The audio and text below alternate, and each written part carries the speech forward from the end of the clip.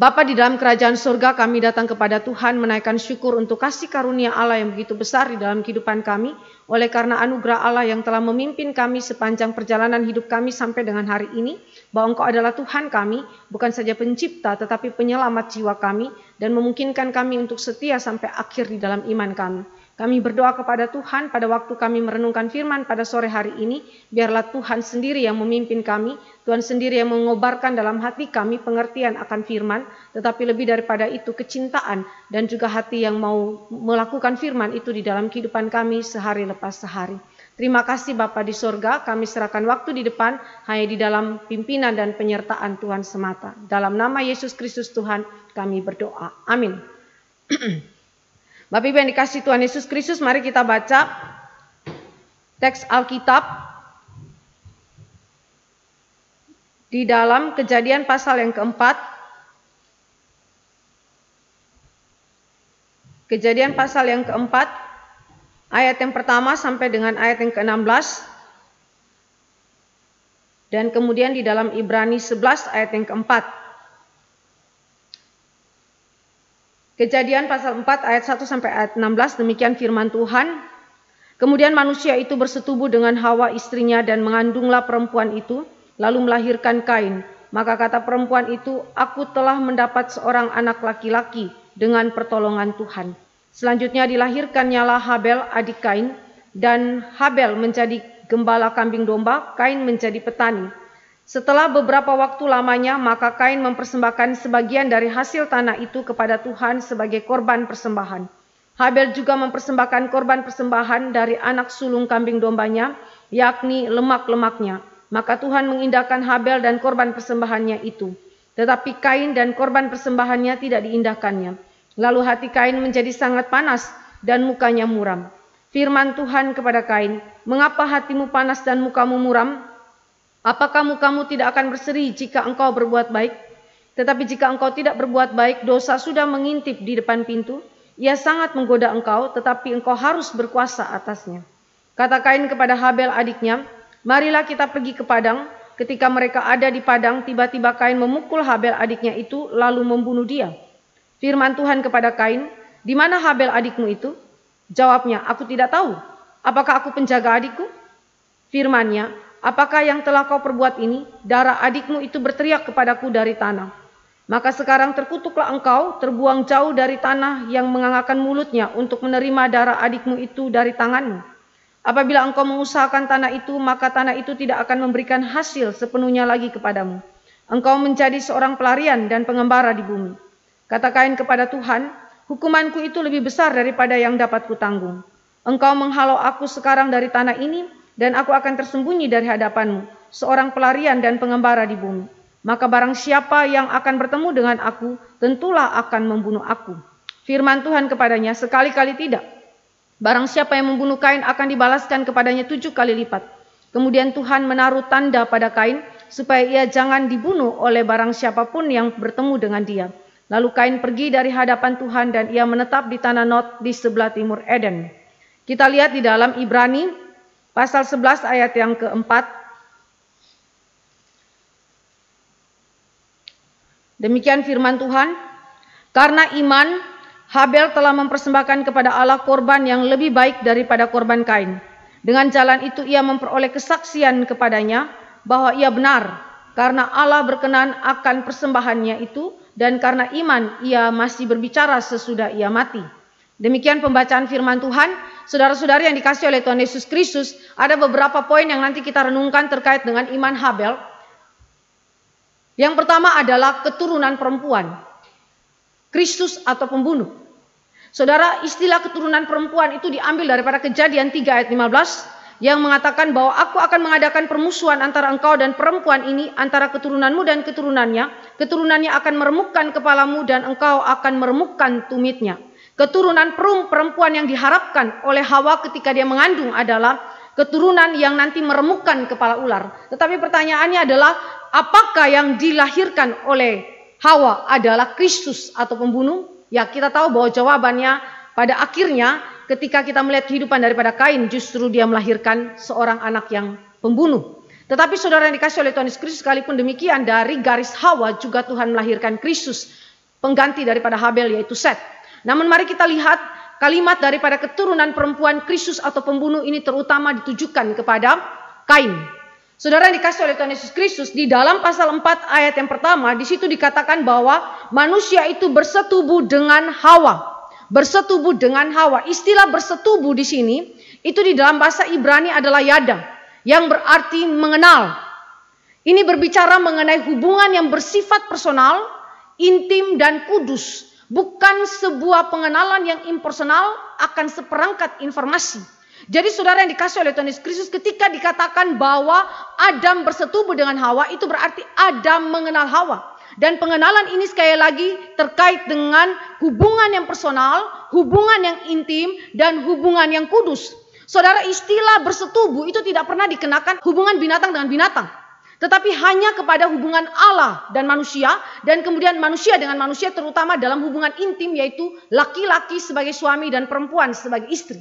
Nah, saudara yang dikasih oleh Tuhan Yesus Kristus, ketika ini terjadi saudara, itu berarti ini adalah pengalaman pertama kali di dalam sejarah manusia Hawa itu mengandung.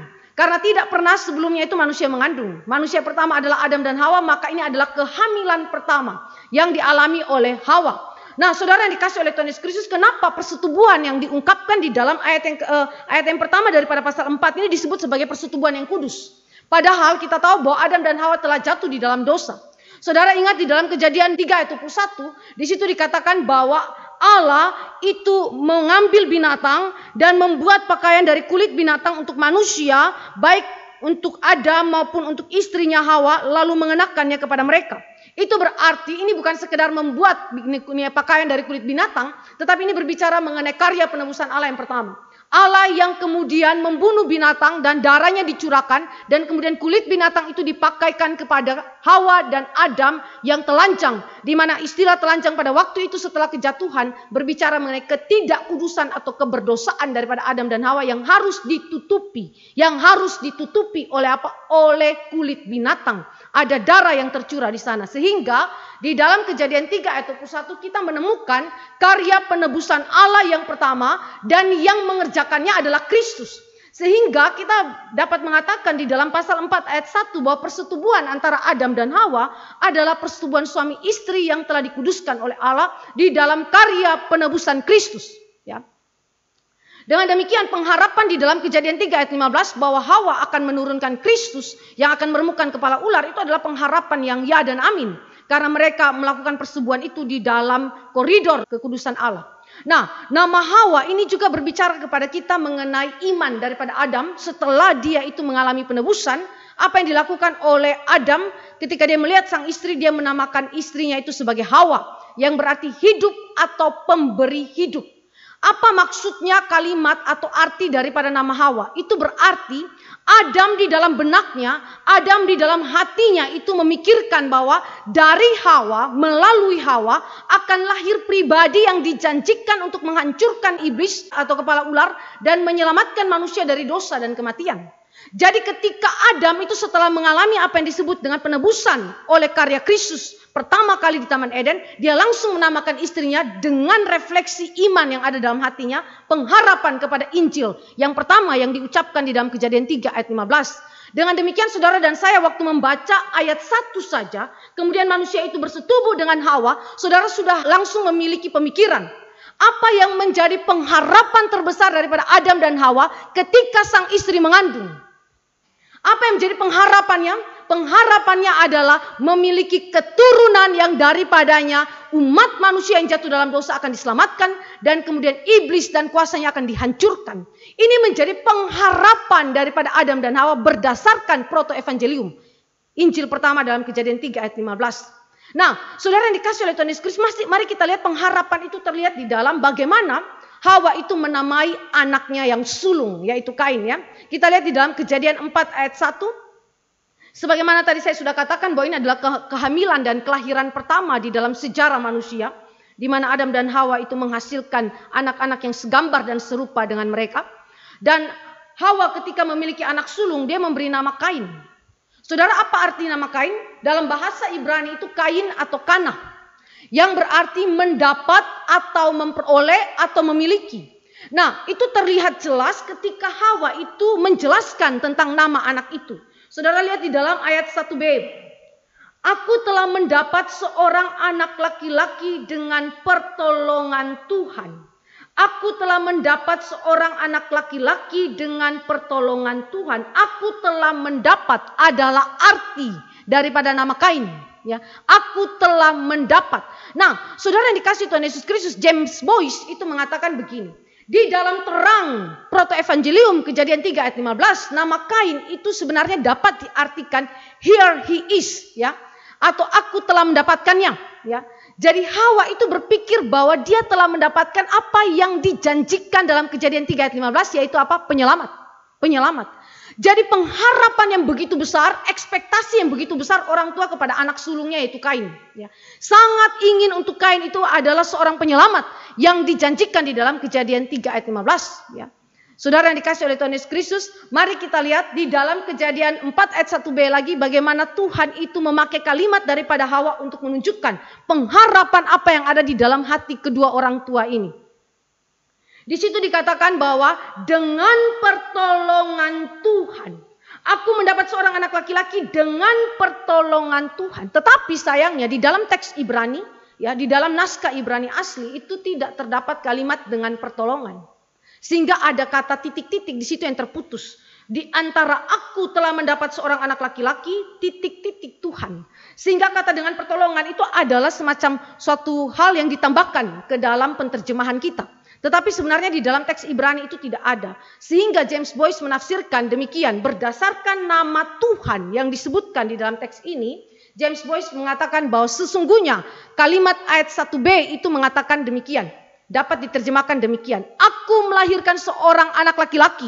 Bahkan yang membebaskan. Kenapa? Karena nama Jehovah itu di dalam bahasa Ibrani Jehovah itu berbicara mengenai yang membebaskan. Jehovah berarti Allah menyelamatkan atau Allah membebaskan. Sehingga James Boyce mengatakan bahwa ini adalah suatu penjelasan daripada iman Hawa yang mengatakan bahwa dia sangat-sangat mengharapkan bahwa anak laki-laki yang telah dia lahirkan itu adalah anak laki-laki yang kemudian menjadi penyelamat, yang membebaskan umat manusia daripada dosa kematian, ya, yang dialami karena kutuk akibat dosa.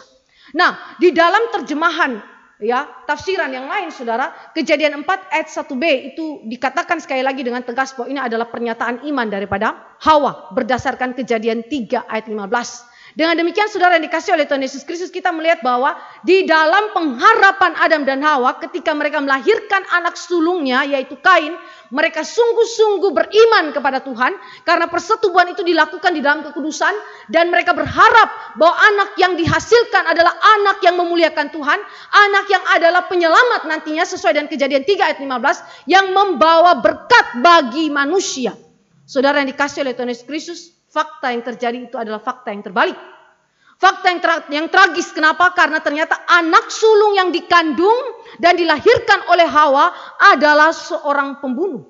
Seorang pembunuh. Bukan Kristus yang dilahirkan dari garis anak sulung yaitu Kain, tetapi justru pembunuh yang dilahirkan.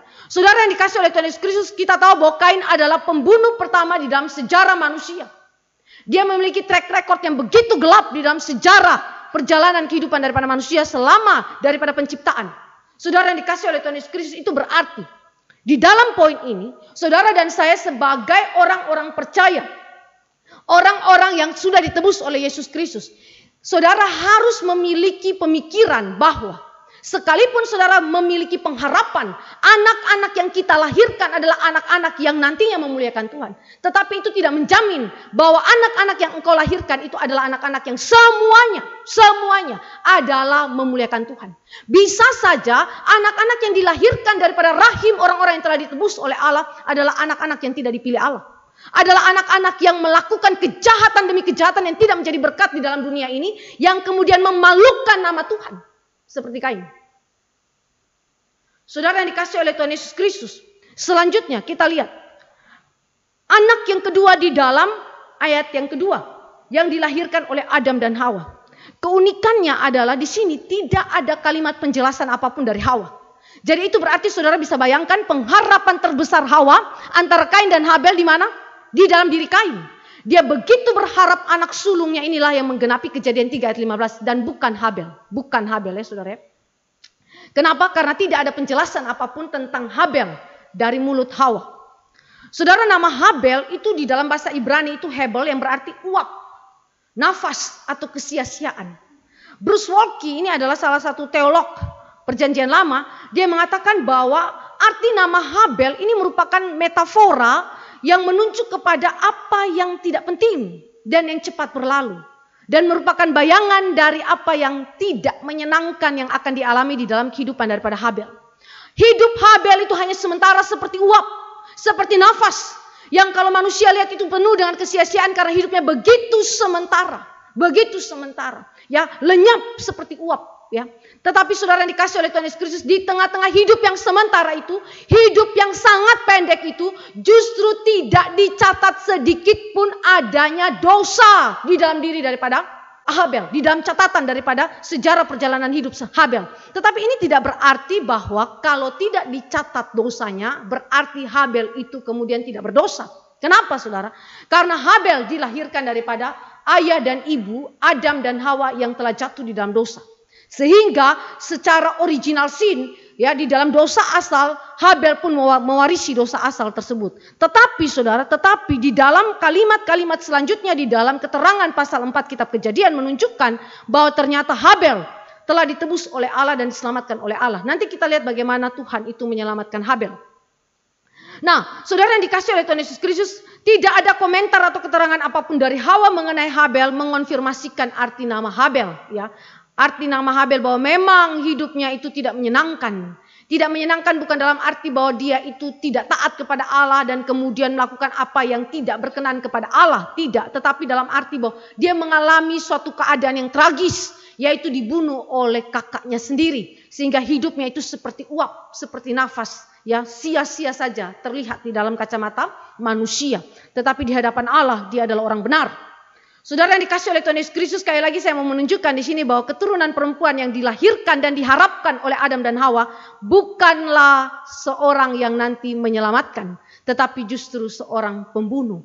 Sekali lagi ini menegaskan kepada saudara dan saya satu prinsip yang sangat penting bahwa orang-orang percaya keluarganya dapat saja menghasilkan keturunan yang tidak percaya kepada Allah seperti Kain.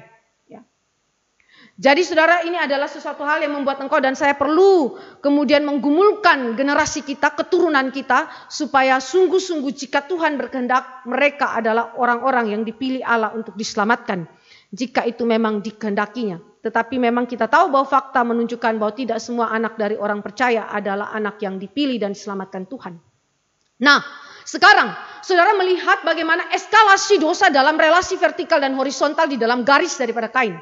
Saudara yang dikasih oleh Tuhan Yesus Kristus, eskalasi dosa itu sederhana dijelaskan di dalam pasal 4 dari kitab Kejadian mengenai aspek persembahan. Kalau saudara dan saya memperhatikan di dalam bagan yang ada, bagan yang saya tuliskan di situ mengenai riwayat korban persembahan, pre-mosaik atau sebelum zaman Musa, ini saya mengikuti apa yang dikatakan oleh Keil and Delitzsch, ya, orang-orang yang memiliki keahlian di dalam bidang perjanjian lama. Mereka mengatakan bahwa dari Adam dan Hawa, Kejadian 3 ayat 21, sudah ada presa posisi mengenai penyembelihan binatang oleh Tuhan.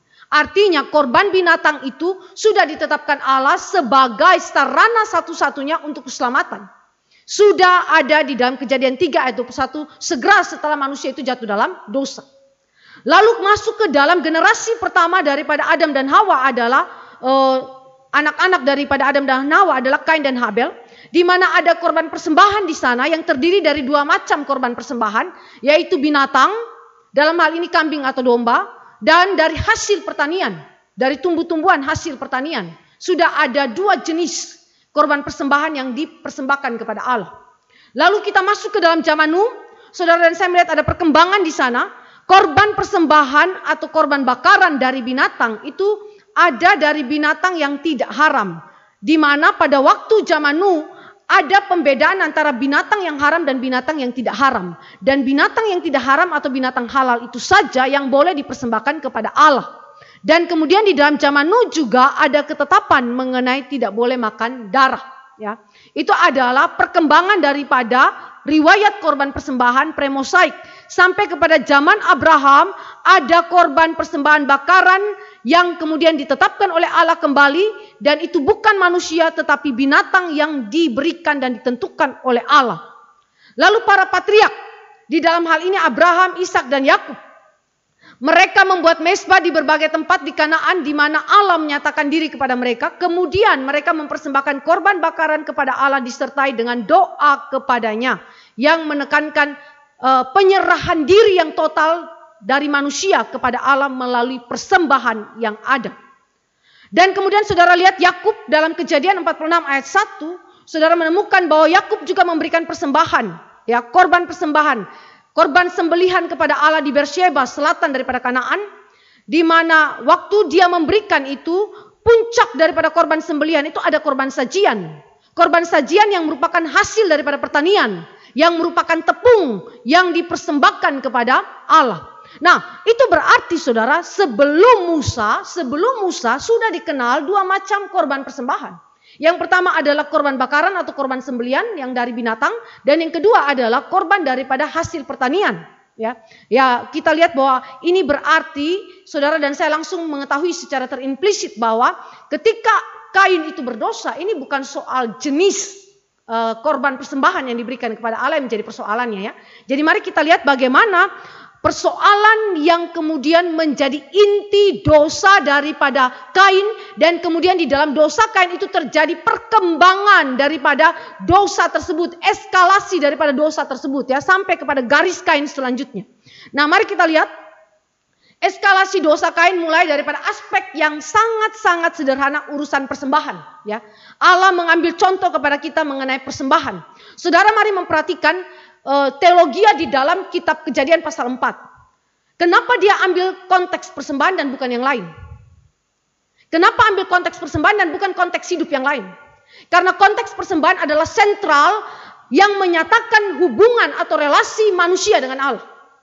Saudara perhatikan kenapa persembahan itu yang menjadi contoh bagaimana manusia berdosa di dalam relasi dia dengan Allah, karena persembahan adalah menjadi sentral, ya, sentral hubungan antara manusia dengan Allah yang mengungkapkan relasi yang intim, relasi yang personal, relasi yang kudus antara manusia dengan Allah. Dan itu sudah ditetapkan kelembagaannya itu di dalam Kejadian 3 ayat 21 tadi, ya, di dalam kita lihat bagan tadi, ya. Nah, saudara, mari kita lihat aspek pertama yang kita bisa ketahui tentang eskalasi dosa, yaitu mengenai persembahan dan motif persembahan. Di dalam Ibrani 11 ayat 4 yang tadi kita baca, dikatakan bahwa Habel memberikan persembahan yang lebih baik daripada Kain, dan istilah lebih baik itu terkait dengan iman daripada Habel. Saudara yang dikasih oleh Tuhan Yesus Kristus, mari kita baca teks yang lain yang menunjukkan kepada kita dosa spesifik daripada Kain. 1 Yohanes 3 ayat 12. 1 Yohanes 3 ayat 12 yang menunjukkan dosa yang ada dalam hati daripada Kain.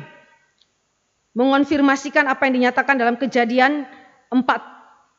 1 Yohanes 3 ayat 12, demikian firman Tuhan. Bukan seperti Kain yang berasal dari si jahat dan yang membunuh adiknya. Dan apakah sebabnya ia membunuhnya? Sebab segala perbuatannya jahat dan perbuatan adiknya benar. Lalu Yudas 1 ayat yang ke-11. Yudas 1 ayat yang ke-11, celakalah mereka karena mereka mengikuti jalan yang ditempuh Kain, dan karena mereka oleh sebab upah menceburkan diri ke dalam kesesatan Bileam, dan mereka binasa karena kedurhakaan seperti Korah. Jadi berbicara mengenai jalan Kain yang adalah jalan kecelakaan. Nah, dari konfirmasi 1 Yohanes 3 ayat 12 dan Yudas 1 ayat 11, kita menemukan bahwa apa yang diungkapkan di dalam Kejadian 4 itu mengenai dosa daripada Kain itu terkonfirmasi. Dan menunjukkan betapa motif dosa daripada Kain itu sudah ada di dalam diri daripada Kain sebelum dia memberikan persembahan kepada Allah. Mari kita lihat dosa Kain di dalam pasal 4. Saudara lihat di dalam pasal 4 ayat yang ke-5. Ya, di sini kita bisa menemukan dosa yang diungkapkan oleh kitab Kejadian dari Kain, ya. Tetapi Kain dan korban persembahannya tidak diindahkannya, lalu hati Kain menjadi sangat panas dan mukanya muram, ya. Korbannya tidak diindahkan Tuhan. Apapun apa penyebab korban persembahan daripada Kain itu tidak diindahkan oleh Tuhan. Ya.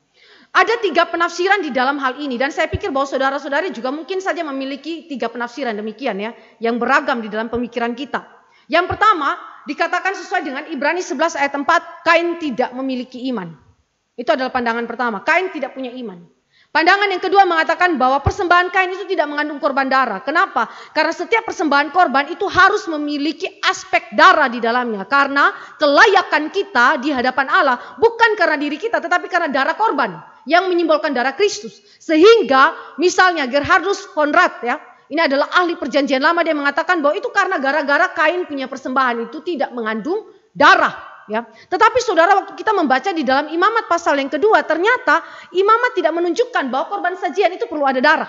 Mari kita lihat di dalam Imamat 2. Imamat pasal yang kedua ayat 1, ayat 4 dan ayat 14. Imamat pasal 2 ayat 1.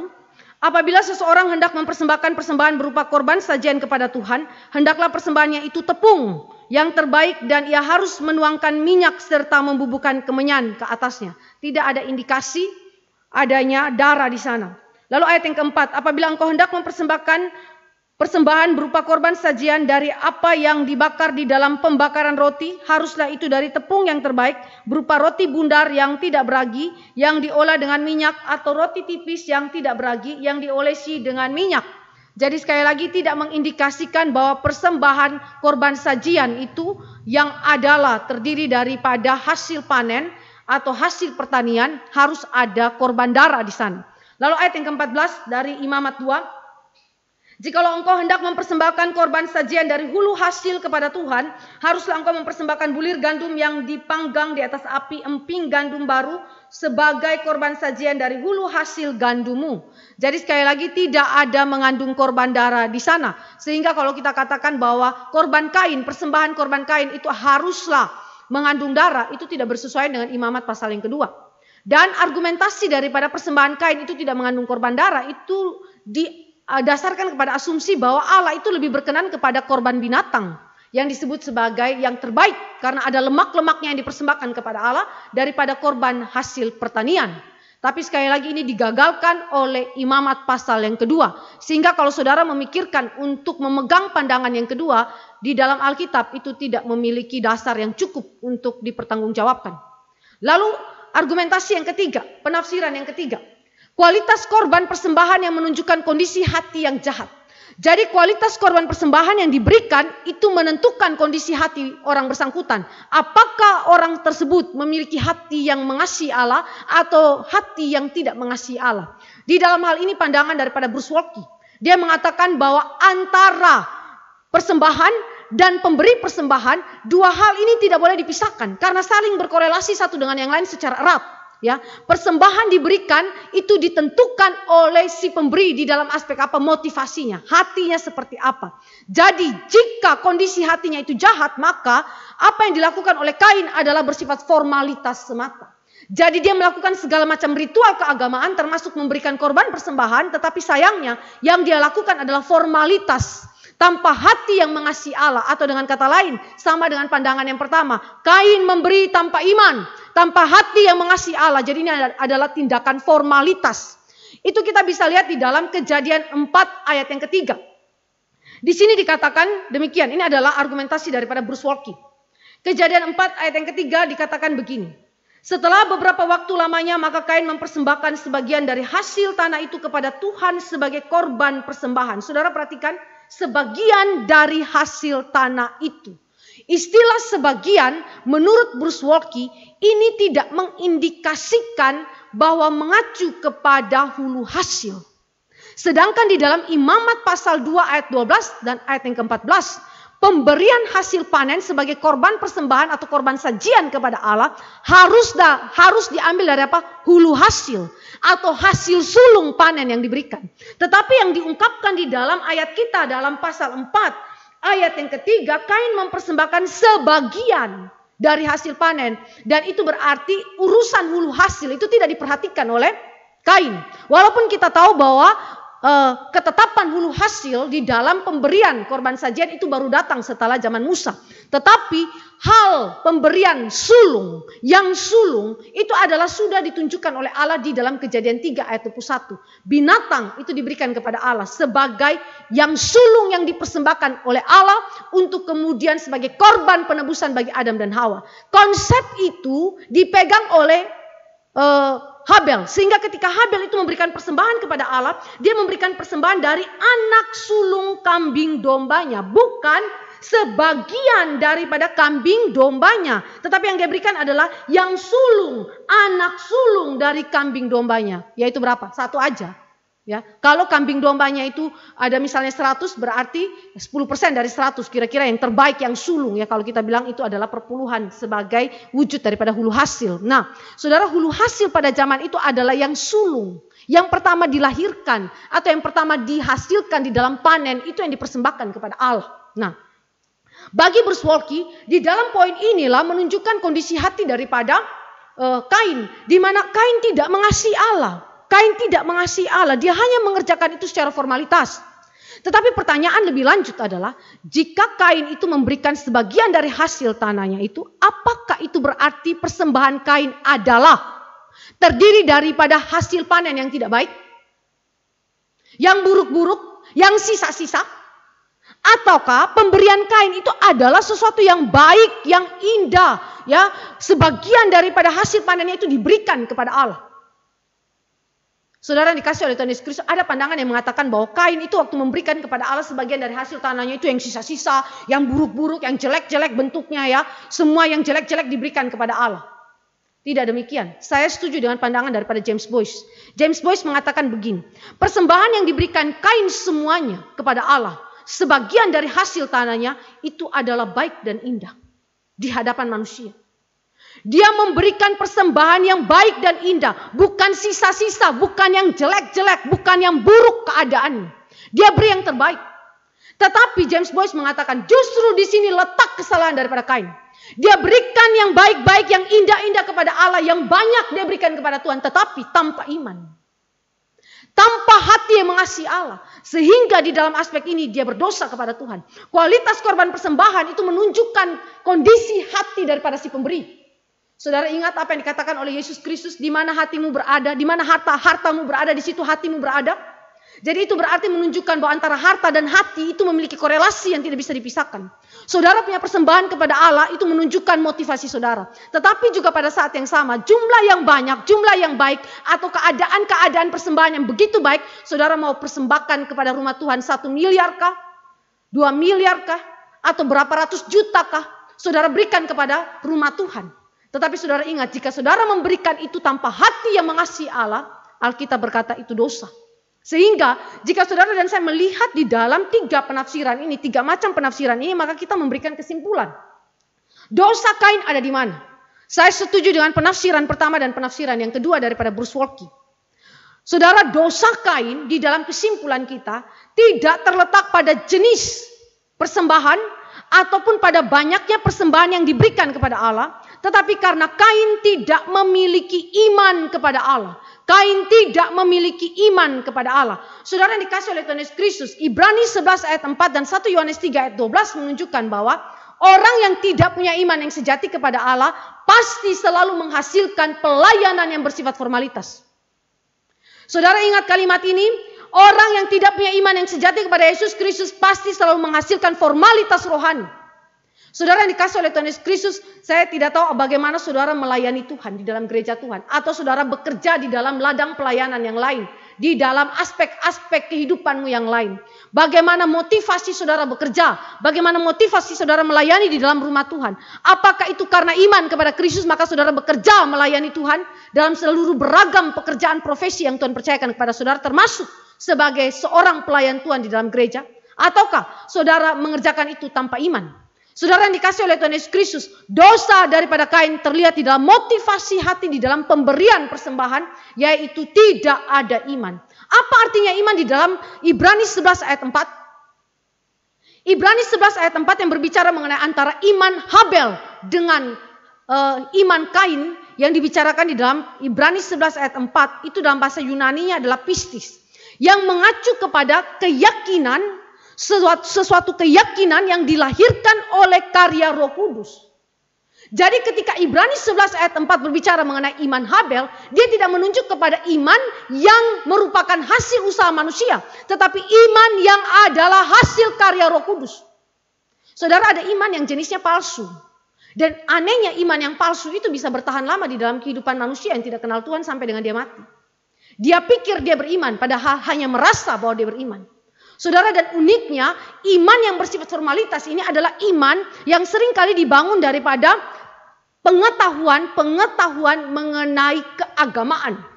Doktrin-doktrin teologi yang begitu penting yang saudara dan saya pelajari. Dan saudara berpikir bahwa saudara telah beriman kepada Allah dengan cara demikian. Atau dengan saudara dan saya dilahirkan di dalam keluarga Kristen. Atau dengan saudara dan saya itu kemudian mendapatkan kekaguman-kekaguman wow terhadap setiap penyelidikan firman Allah. Ketika saudara bertemu dengan penyelidikan firman Allah yang menantang logika berpikir saudara. Yang membuat saudara itu mencari tahu lebih dalam lagi tentang Alkitab. Karena apa? Karena seluruh penyelidikan itu seolah-olah memancing keinginan tahuan saudara terhadap firman Allah. Lantas saudara berpikir bahwa dengan cara itu saudara punya iman. Alkitab berkata bahwa itu bukan iman. Saudara Louis Berkhof berkata bahwa itu adalah iman yang palsu. Bahwa iman yang sejati adalah iman yang mencari pengetahuan, itu betul. Tetapi dengan pengetahuan firman itu akan memperkuat iman dia yang dilahirkan oleh Roh Kudus. Tetapi iman sejati tidak berhenti hanya kepada kekaguman demi kekaguman terhadap penyelidikan firman. Jadi dengan demikian saudara, ketika saudara dan saya belajar mengenai Ibrani 11 ayat 4, istilah iman pistis yang dibicarakan kepada Habel itu adalah suatu keyakinan yang dihasilkan oleh pekerjaan Roh Kudus. Dengan demikian saudara dan saya mengingat karya keselamatan daripada Allah di dalam Yesus Kristus dan diaplikasikan oleh Roh Kudus di dalam jiwa setiap umat pilihan Allah bukan baru dimulai di dalam perjanjian baru, tetapi sudah dimulai di dalam kehidupan Adam dan Hawa setelah mereka jatuh dalam dosa dan penebusan terjadi, dan di dalam keturunan daripada Adam dan Hawa yaitu Habel. Saudara yang dikasihi oleh Tuhan Yesus Kristus, dengan demikian kita melihat bahwa ketika Ibrani 11 mengatakan bahwa Allah melihat Kain itu tidak memiliki iman seperti Habel, saudara, itu berarti dia tidak memiliki karya Roh Kudus yang menghasilkan iman sejati di dalam diri. Ya. 1 Yohanes 3 ayat 12 ya, dikatakan bahwa Kain itu berasal dari si jahat. Kain berasal dari si jahat. Saudara yang dikasih oleh Tuhan Yesus Kristus, istilah berasal dari itu bukan sekedar diungkapkan oleh Yohanes begitu saja. Tetapi istilah Kain itu berasal dari si jahat, berarti menunjuk kepada natur atau sumber atau asal dari perbuatan dan motivasi setiap manusia. Jadi itu berarti ketika Kain memberikan persembahan kepada Allah, sekalipun terlihat begitu banyak, sekalipun terlihat begitu indah, sekalipun terlihat begitu baik di hadapan manusia, Allah melihat bahwa pemberian itu berasal dari natur berdosa. Natur berdosa. Kondisi natur atau sumber atau asal daripada perbuatan atau motivasi kita. Dengan demikian saudara dikasih oleh Tuhan Yesus Kristus, ketika kita melihat eskalasi dosa itu dimulai dari mana? Dari benih di dalam jiwa kita. Dari hati, motivasi di dalam hati kita. Karena saudara dan saya seringkali mencoba untuk menyembunyikan motivasi kita seperti yang nanti kita lihat di dalam kehidupan daripada Kain. Bagaimana dia itu menyembunyikannya, tetapi Allah menyingkapkan apa yang terjadi di dalam hati daripada Kain. Jadi sesungguhnya Kain itu memiliki natur yang belum diubahkan, natur yang berdosa. Dan istilah si jahat atau jahat di dalam 1 Yohanes 3 ayat 12, bahasa Yunani adalah poneros. Saudara tahu istilah poneros di dalam penggunaan daripada 1 Yohanes itu mengacu kepada 3 hal. Yang pertama, ekspresi dari bentuk kejahatan pikiran, perkataan, dan tindakan. Dia langsung bicara mengenai apa yang ada dalam pikiran, apa yang keluar daripada kata-kata Kain, dan apa yang dilakukan oleh Kain di luar. Apa yang ada di dalam pikiran, sesuatu yang tak kelihatan, perkataan dan tindakan adalah sesuatu yang kelihatan di luar daripada diri kita. Saudara yang dikasih oleh Tuhan Yesus Kristus, ekspresi dari bentuk kejahatan pikiran, perkataan, dan tindakan. Yang kedua, arti daripada si jahat atau jahat di dalam kata Yunani poneros, berarti kejahatan yang menghasilkan penderitaan. Kejahatan yang menghasilkan penderitaan. Jadi saudara, ada satu pikiran dan juga suatu motivasi hati yang begitu jahat yang nanti kalau diimplementasikan secara aktual itu menghasilkan penderitaan. Dan kita tahu bahwa penderitaan itu dialami ketika dia membunuh Habel adiknya.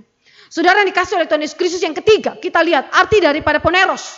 Poneros berarti karakter jahat yang menghasilkan dampak yang ganas. Di dalam 1 Korintus 5 ayat 8, dampak yang ganas daripada dosa itu digambarkan seperti ragi yang mengkamirkan seluruh adonan. Ragi yang sedikit saja jika ditaruh di dalam adonan akan mengkamirkan seluruh adonan. Demikian juga dosa yang sedikit saja akan menghasilkan keganasan yang begitu luar biasa dan menghancurkan begitu banyak hal di dalam dunia maupun di dalam diri kita sendiri. Jadi saudara yang dikasih oleh Tuhan Yesus Kristus, jika kita melihat hal ini, maka kita bisa menarik satu kesimpulan yang sangat penting bahwa Kain berdosa di dalam dirinya sendiri. Di dalam dirinya sendiri. Dosa itu berpaut tinggal di dalam dirinya karena dia punya natur adalah natur berdosa. Sehingga tidak bisa tidak. Seluruh kehidupan daripada Kain, baik itu pikiran, perasaan, kehendak, perkataan, perilaku hidup dia, karakter dia, pasti akan menghasilkan dosa semata-mata. Bruce Waltke bilang begini tentang karakter daripada Kain ketika dia mempersembahkan korban. Dia bilang apa? Kain itu seorang tokenisme. Tokenisme adalah orang yang memiliki kecenderungan untuk melakukan sesuatu hanya untuk formalitas saja, tidak berdasarkan suatu niat untuk mencapai tujuan dasarnya, yakni tidak di dalam iman sejati dan bagi kemuliaan nama Tuhan. Jadi ini adalah kesimpulan saudara dan saya ketika melihat dosa daripada Kain. Jadi waktu saudara dan saya membaca teks, saudara dan saya melihat bagaimana Alkitab Perjanjian Lama dan Perjanjian Baru menyatakan siapa orang yang kita sedang bahas, yaitu Kain. Dan sayangnya apa yang diungkapkan oleh Alkitab ini adalah gambaran daripada kita semua manusia, bukan? Kita adalah orang yang juga memiliki kecondongan-kecondongan hati seperti Kain. Ya. Orang-orang yang hidup dalam formalitas belaka, orang-orang yang juga mengandung di dalam dirinya natur berdosa. Jika Allah tidak mengaruniakan rohnya di dalam hidup kita, maka hidup kita akan seperti Kain. Kedua, saudara dan saya bisa melihat eskalasi dosa itu juga di dalam hal yang demikian. Di mana respon Kain terhadap kebenaran Habel, ya. Respon Kain terhadap kebenaran Habel, ya. Kita lihat itu nanti di dalam dosa potensial dan dosa aktual. Tetapi sebelum kita lihat ke dalam dosa potensial dan dosa aktual, saya mau ajak kita lihat bagaimana Habel itu memiliki karakter dan juga motivasi hati dalam memberi persembahan yang berbeda, bertolak belakang dengan Kain. Di dalam Matius 23 ayat 35 saya mau bacakan bagi kita kesaksian Yesus Kristus tentang Habel. Jika Alkitab bagian kitab Ibrani mengakui bahwa Habel orang beriman, Yesus Kristus adalah pribadi anak Allah, dia adalah Allah Tritunggal yang mengakui tentang siapa itu Habel dengan begitu jelas bahwa Habel adalah orang benar. Kita lihat di dalam Matius 23 ayat yang ke-35. Supaya kamu menanggung akibat penumpahan darah orang yang tidak bersalah. Mulai dari Habel, orang benar itu. Perhatikan, mulai dari Habel, orang benar itu. Sampai kepada Sakaria anak Berekia yang kamu bunuh di antara tempat kudus dan Mesbah. Saudara, kesaksian daripada Yesus Kristus, Habel adalah orang benar. Berapa jarak waktu hidup antara Yesus Kristus dengan Habel? Kira-kira saudara, kira-kira ada 1000-an tahun. Ya. Jarak waktu antara Habel dengan Kristus. Bahkan mungkin lebih daripada 1000-an tahun. Saudara yang dikasih oleh Tuhan Yesus Kristus, jangka waktu yang begitu panjang. Tapi Kristus yang hidup berabad-abad kemudian daripada Habel mengkonfirmasikannya. Kenapa? Karena dia adalah Tuhan. Dia adalah pencipta alam semesta dan dia adalah penyelamat. Sehingga dia tahu siapa umat pilihannya dan siapa yang bukan umat pilihannya. Sehingga kesaksian dia di dalam Matius 23 ayat 35 dan Lukas 11 ayat 51 menunjukkan bahwa Habel itu adalah pribadi yang memiliki kebenaran. Allah membenarkan dia dan dia memiliki iman. Nah sekarang saya mau ajak kita lihat mengenai iman yang tadi dibicarakan di dalam Ibrani 11 ayat 4. Terutama mengenai iman Habel. Kalau tadi saya sudah katakan bahwa pistis di dalam Ibrani 11 ayat 4 adalah keyakinan yang dilahirkan oleh karya Roh Kudus, maka apa yang dimaksudkan dengan keyakinan bersangkutan? Keyakinan mengenai apa?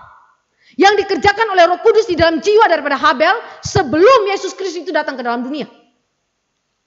Ada 3 hal yang dikandung di dalam istilah pistis. Keyakinan yang dilahirkan oleh karya Roh Kudus kepada 3 hal. Pertama, berbicara mengenai keberadaan Allah yang tidak kelihatan. Habel tidak melihat langsung Allah. Habel tidak berjumpa dengan Allah. Dia tidak mendengar langsung firman seperti Adam dan Hawa itu alami di Taman Eden. Habel percaya oleh pekerjaan Roh Kudus terhadap keberadaan Allah yang tidak kelihatan. Saudara, ini terkait dengan apa yang diungkapkan di dalam Ibrani pasal 11 ayat yang sebelumnya dari ayat 4. Saya bacakan bagi kita, khususnya ayat yang pertama.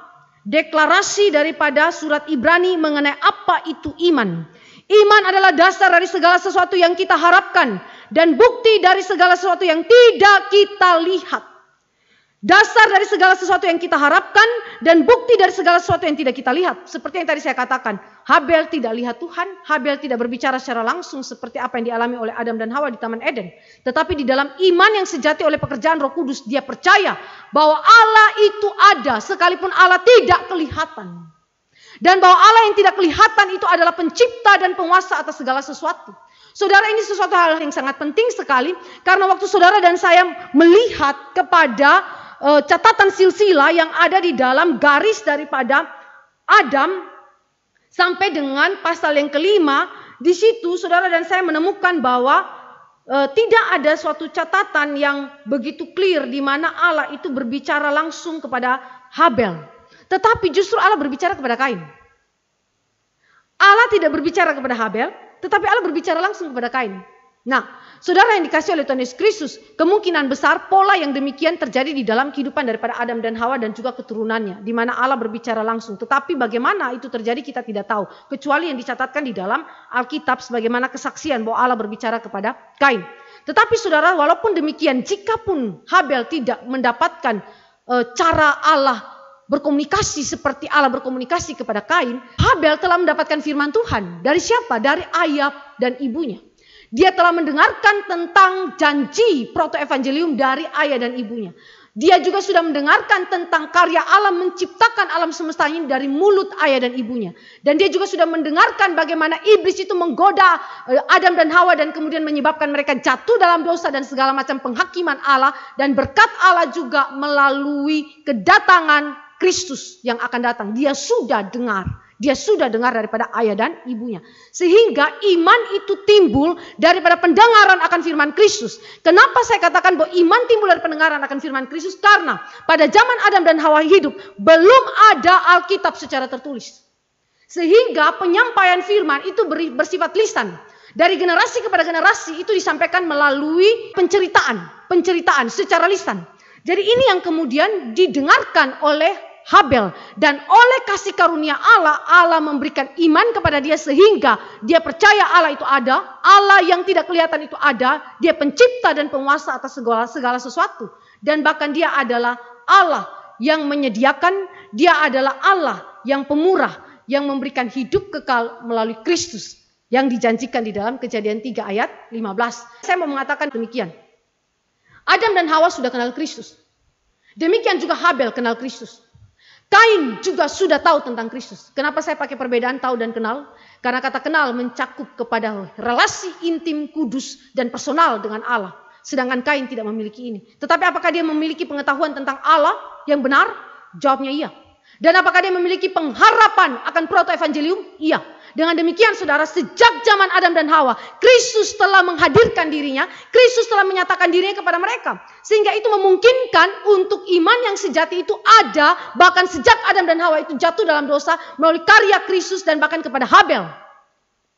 Saudara yang dikasih oleh Tuhan Yesus Kristus, dengan demikian iman ini berisi mengenai pengetahuan tentang Allah, keyakinan yang teguh kepada Dia, yang tak kelihatan pencipta alam semesta dan penyelamat manusia. Yang kedua, iman itu juga berbicara kepada Kristus Sang Mesias yang dijanjikan dalam Kejadian 3 ayat 15. Yang melaluinya keselamatan dan hidup kekal di dalam kerajaan Allah diberikan kepada manusia yang berdosa dan yang ditebus oleh Kristus. Dan yang ketiga, Iman itu berbicara mengenai semua doktrin Alkitabiah tentang Allah dan Kristus, termasuk segala karakter keilahian Allah yang menjadi dasar iman yang sejati. Saudara bisa bandingkan itu dalam 1 Timotius 1 ayat 2 dan 4 ayat 1. Sampai di poin ketiga mungkin saudara bertanya, apakah mereka sudah memiliki pengetahuan doktrinal atau pengetahuan Alkitabiah sama seperti gereja zaman Perjanjian Baru yang telah menerima lengkap Perjanjian Lama dan Perjanjian Baru? Jawabnya tidak. Pengetahuan mereka adalah pengetahuan yang tidak selengkap kita. Tetapi pengetahuan yang tidak lengkap itu tidak berarti bahwa pengetahuan itu adalah pengetahuan yang tidak menyelamatkan. Kenapa? Karena secara esensi mereka mengenal Kristus. Dan di dalam Progressive Revelation, saya mengutip kalimat daripada John Frame. Dia mengatakan begini, dalam Progressive Revelation, setiap bagian penyataan Allah kepada Adam dan Hawa atau kepada para patriark atau kepada Nuh sebelum para patriark yaitu Abraham, Ishak dan Yakub itu adalah cukup bagi keselamatan mereka. Saya ulangi kalimat daripada John Frame. John Frame mengatakan begini, setiap penyataan Allah yang diberikan kepada Adam dan Hawa ataupun kepada Nuh atau kepada para patriark, walaupun itu tidak lengkap, tetapi itu cukup bagi keselamatan mereka. Kenapa? Karena secara esensial mereka mengenal pribadi Kristus dan karya penebusannya. Saudara yang dikasihi oleh Tuhan Yesus Kristus. Kedua, kalau kita lihat iman daripada Habel adalah iman yang dilahirkan oleh Roh Kudus dengan 3 objek iman yang kepadanya Habel itu percayai, yang kepadanya Habel itu menyandarkan seluruh hidup dan kematiannya. Dan sekarang di dalam Matius 23 ayat 35, Kristus menyebut dia sebagai orang benar. Habel adalah orang benar. Dalam bahasa Yunani dikaios. Orang benar ini terkonfirmasi daripada persembahan Habel yang diterima oleh Allah. Dikatakan bahwa Habel dan persembahannya diterima oleh Allah. Berarti pribadi pemberi persembahan dan persembahan itu diterima oleh Allah. Itu menunjukkan bukti bahwa Habel adalah orang benar. Nah, saudara, waktu kata benar dikaios ini dikenakan kepada Habel oleh Yesus Kristus dalam Matius, itu berarti 2 hal. Pertama, Kristus sedang berbicara mengenai status benar yang dimiliki oleh Habel. Status benar yang berarti Habel diperkenankan oleh Allah. Allah menerima atau melayakkan Habel sebagai orang berdosa di hadapan tahta kemuliaan Allah. Habel dianggap benar sesuai standar kekudusan Allah dan hukum-hukumnya. Padahal Habel orang berdosa. Dari mana pembenaran itu terjadi? Pembenaran itu terjadi kepada apa? Pengharapan iman Habel kepada siapa? Kristus yang akan datang. Yang dinyatakan dalam proto-evangelium. Ya saudara. Karena itu dia disebut sebagai orang benar. Karena dibenarkan oleh pengharapan iman dia kepada Kristus yang akan datang. Yang kedua, dia disebut sebagai orang benar karena apa? Perbuatannya yang benar. Menyatakan karakter dia yang benar sesuai dengan kehendak Allah. Jadi ada semacam perjuangan di dalam kata benar ini mengacu kepada perjuangan iman Habel selama dia hidup di muka bumi ini untuk menyesuaikan diri dia dengan hukum-hukum Allah. Menaati Allah di dalam karakter-karakter dia yang memuliakan Tuhan. Saudara, ini sesuatu yang unik bukan? Tadi ekspektasi daripada Adam dan Hawa adalah Kain. Supaya Kain yang menggenapkan Kejadian 3 ayat 15. Tetapi sekarang Allah berpindah. Mereka tidak mengetahui bahwa ternyata anak kedua mereka yang mungkin mereka tidak harapkan, justru dialah yang kemudian dipilih Allah untuk menjalankan keselamatan. Walaupun dia mati, tetapi garis itu tidak putus melalui Set yang menggantikan dia nantinya. Nah, dengan demikian saudara, waktu kita melihat akan kebenaran Habel yang diungkapkan di dalam Perjanjian Baru, tetapi yang tidak begitu dijelaskan detail di dalam teks Perjanjian Lama, kitab Kejadian pasal 4, saudara, kita menemukan bahwa Habel itu memiliki iman dan kebenaran oleh anugerah Allah semata. Jadi kalau saudara perhatikan di dalam teks kita Kejadian maupun di dalam teks Perjanjian Baru menunjukkan bahwa sebenarnya di belakang iman sejati daripada Habel ada karya Allah yang begitu besar yang memberikan kepada dia iman, yang memberikan kepada dia kebenaran, sehingga memungkinkan dia untuk memiliki hidup yang kekal dan menikmati sorga yang kekal setelah dia mengalami kematian. Ya. Saudara yang dikasih oleh Tuhan Yesus Kristus, ini adalah hal yang pertama yang kita bisa lihat di dalam urusan persembahan dan motif persembahan saja, dua orang ini langsung berbeda. Dua orang ini langsung berbeda. Sekali lagi saya mau mengingatkan bahwa di dalam kehidupan keluarga Kristen, orang-orang percaya bisa saja saudara melahirkan dua macam orang yang demikian. Mungkin saja ada anak kita yang tidak dipilih Allah untuk diselamatkan. Mungkin saja ada anak kita yang dipilih Allah untuk diselamatkan. Bisa saja dua anak ini kita lahirkan di dalam kehidupan keluarga kita. Ya. Yang kedua, eskalasi dosa dalam relasi vertikal dan horizontal itu kita lihat di dalam kehidupan daripada Kain, bukan saja di dalam persembahan dan motif persembahan dia yang memang sudah berakar di dalam natur berdosa dia, tetapi kita lihat juga di dalam dosa potensial dan dosa aktual. Kita tahu memang natur dosa itu akan menghasilkan dosa aktual, dan kita lihat bahwa dosa potensial itu diungkapkan di dalam Kejadian 4 ayat 5b sampai ayat yang ke-7 dengan begitu spesifik. Saudara, mari kita lihat ayat 5b. Lalu hati Kain menjadi sangat panas dan mukanya muram. Hati Kain menjadi sangat panas dan mukanya muram. Ini berbicara mengenai dosa potensial yang tadi sudah saya ungkapkan di dalam motif persembahan Kain, yaitu bahwa dia memiliki natur dosa asal dari Adam dan Hawa yang belum diputuskan atau dibebaskan oleh karya Kristus. Dan belum memiliki iman yang sejati oleh pekerjaan Roh Kudus. Jadi natur dia adalah natur berdosa. Dan kegagalan Kain itu sesungguhnya berasal dari dirinya sendiri. Walaupun dia mencoba menyalahkan Habel, dia mencoba menyalahkan Allah yang mengindahkan Habel dan persembahannya, tetapi Alkitab menunjukkan bahwa kegagalan Kain berasal dari dirinya sendiri. Dengan demikian Alkitab mengasumsikan kepada saudara bahwa dosa dan seluruh akibatnya harus merupakan tanggung jawab dari manusia. Saudara tidak bisa blame Allah. Saudara tidak bisa menyalahkan Allah. Allah ini yang menyebabkan kita jatuh dalam dosa. Karena dia menetapkan dosa terjadi dalam kehidupan manusia. Adam dan Hawa jatuh dalam dosa, maka saya pun jatuh dalam dosa. Saudara ingat, secara potensial saudara berdosa. Dan secara aktual hidup saudara nanti menunjukkan bahwa saudara itu berdosa. Karena itu saudara tetap ada di dalam tanggung jawab untuk kemudian memikul dosa dan akibat dosa itu. Tidak bisa blame Allah. Nah, saudara yang dikasih oleh Tuhan Yesus Kristus, kita lihat di dalam Kejadian 3 ayat yang ke-9, Kain itu menurunkan sifat daripada orang tuanya yang tidak mau mengakui dosa. Justru sebaliknya menyembunyikan dosa. Ketika dia melakukan dosa, lalu hatinya mulai panas, ya, dan kemudian muram mukanya karena iri hati.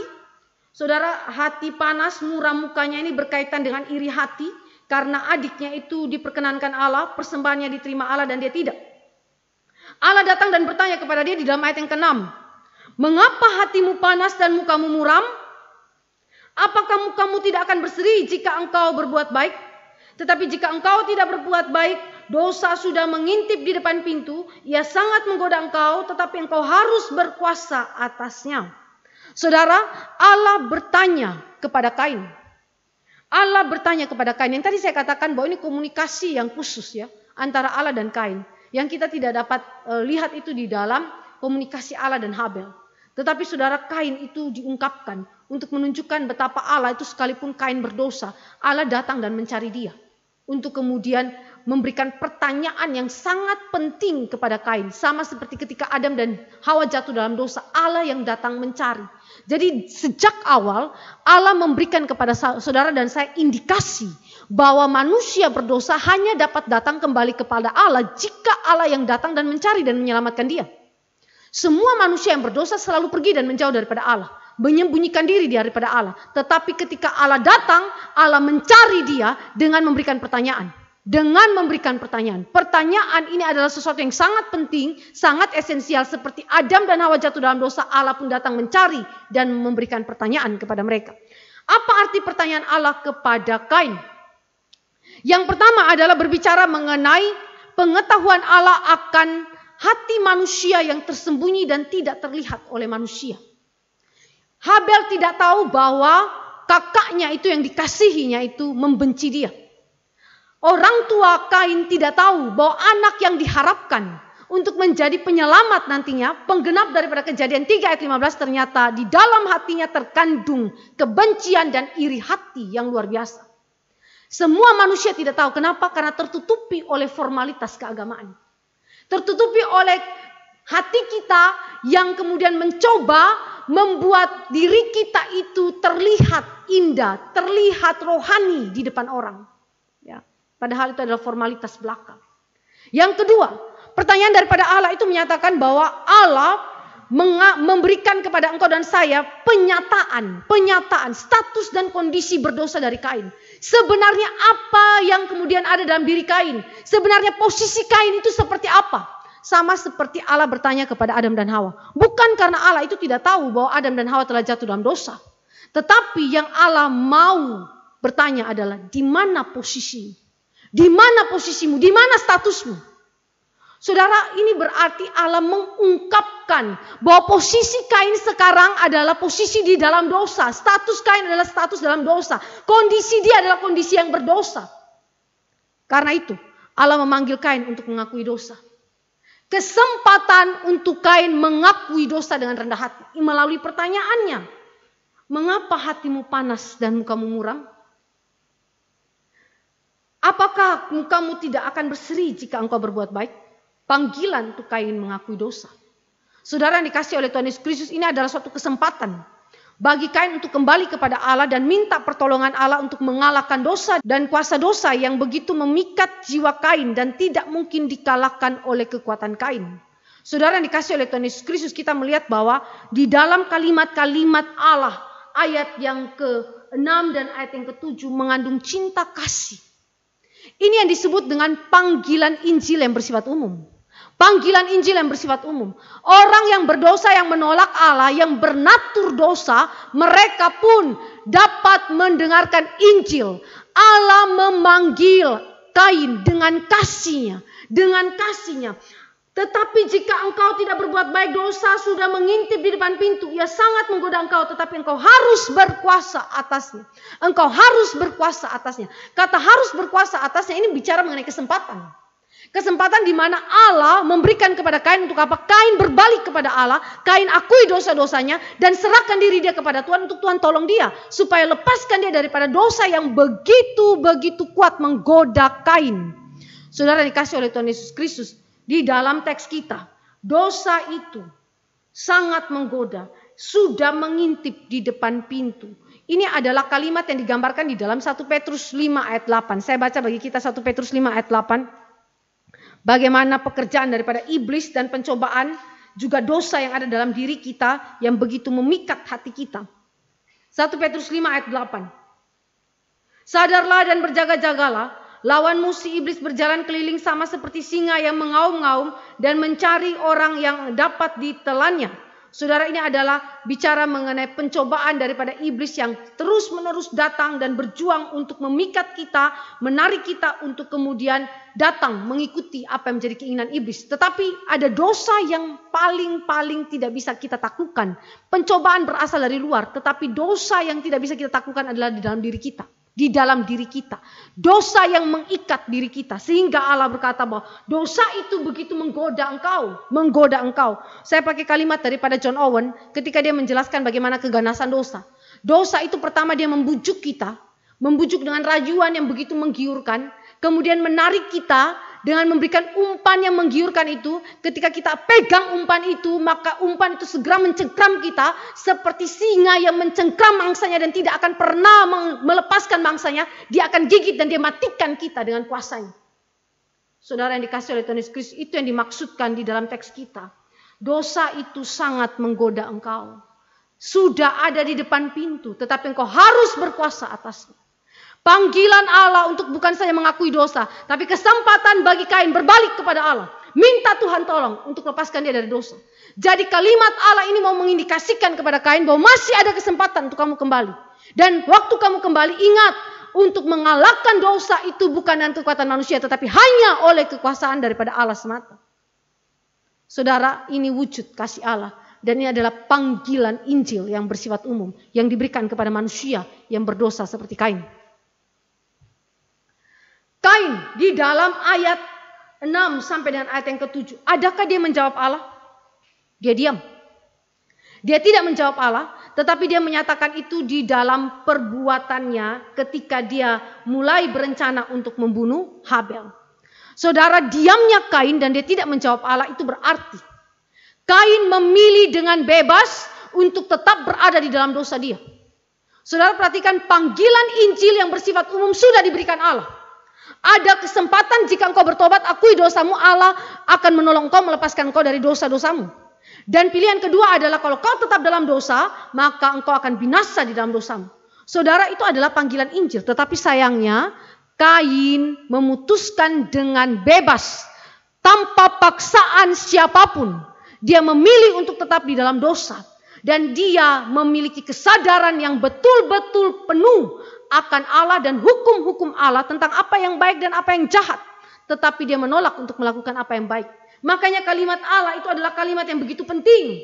Tetapi jika engkau tidak berbuat baik, dosa sudah mengintip ya di depan pintu. Sebelumnya, apakah kamu tidak akan berseri jika engkau berbuat baik? Saudara, berarti Allah memberikan asumsi kepada kita bahwa Kain tahu apa yang baik. Kain tahu apa yang baik. Itu adalah indikasi yang pasti daripada Tuhan. Dan ternyata tidak dijawabnya pertanyaan daripada Allah. Itu berarti ini adalah upaya Kain untuk menyembunyikan dosanya. Dan dia tidak ingin mengaku dosa. Saudara, orang berbuat dosa itu satu hal. Tetapi menyembunyikan dosa, memendam dosa, membiarkan dosa itu tetap tertutup dan tidak dikuakkan, tidak dibukakan di hadapan Allah, tidak dibongkar dan diselesaikan oleh Allah, itu hal yang lain. Dan bagi saya ini adalah hal yang paling jahat. Ini adalah eskalasi dosa. Dari natur berdosa, saudara dan saya secara potensial memiliki itu. Dan sekarang saudara dan saya bergerak kepada tindakan tidak mau mengakui dosa. Dan ketika saudara dan saya tidak mau mengakui dosa, saudara memilih dengan bebas untuk tetap ada dalam dosa. Dan pada saat itu saudara memendam dosa, menyembunyikan dosa dengan begitu rapat. Dan tidak menginginkan Allah menyelesaikan dosa saudara.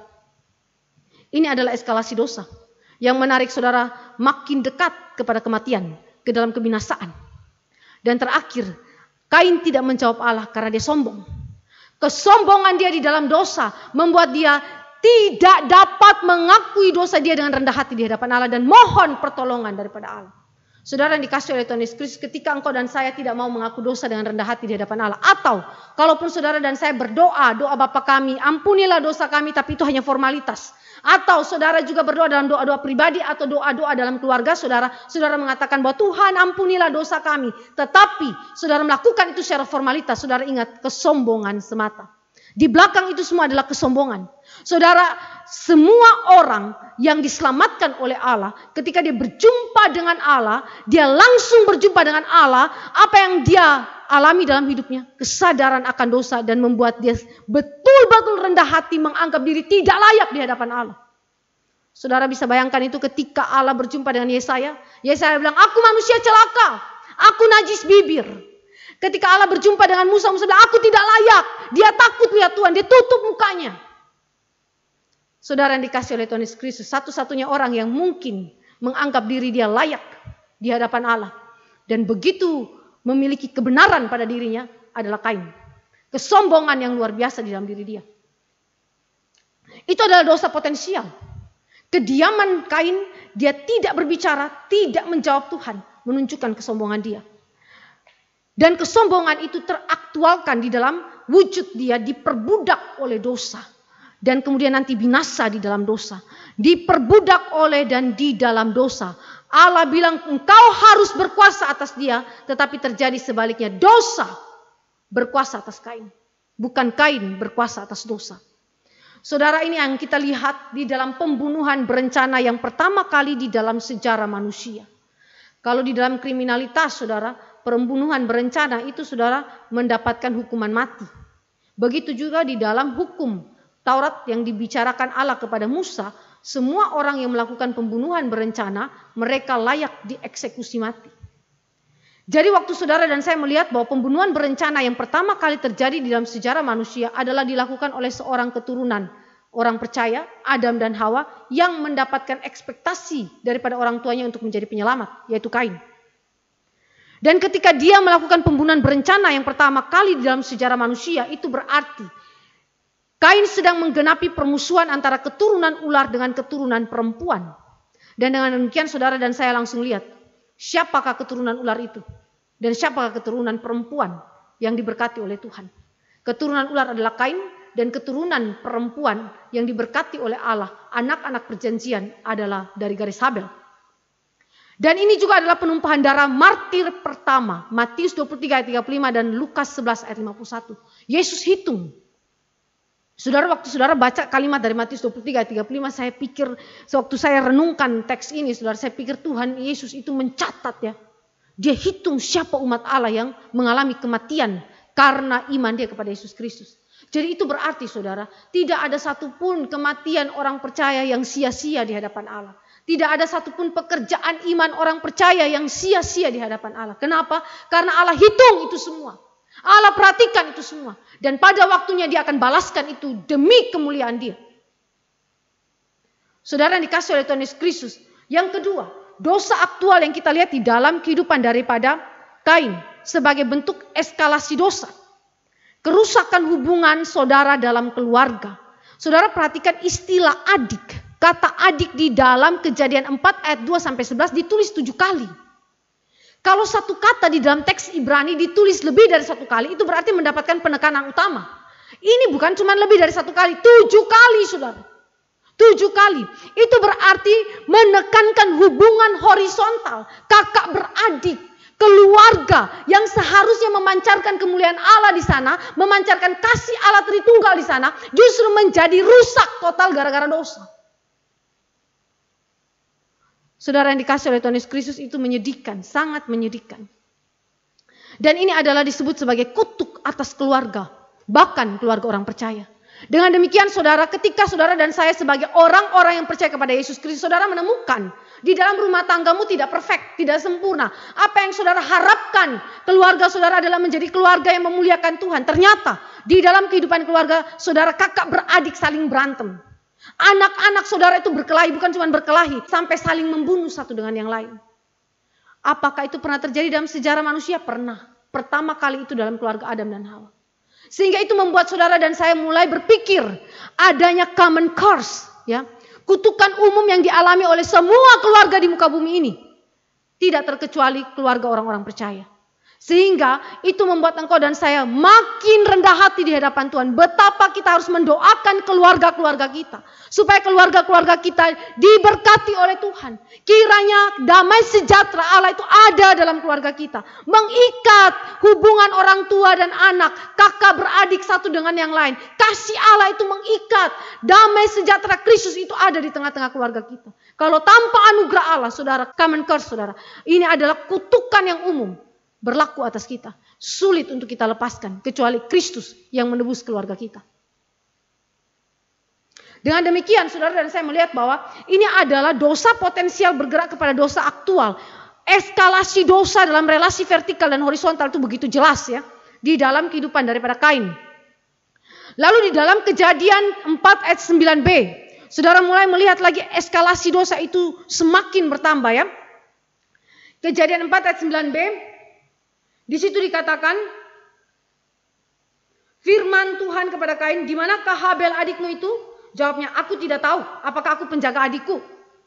Saudara, ini kalimat ya. Kalimatnya Kain ini aneh, saudara. Sebelum dia buat dosa aktual, Allah datang peringatkan dia.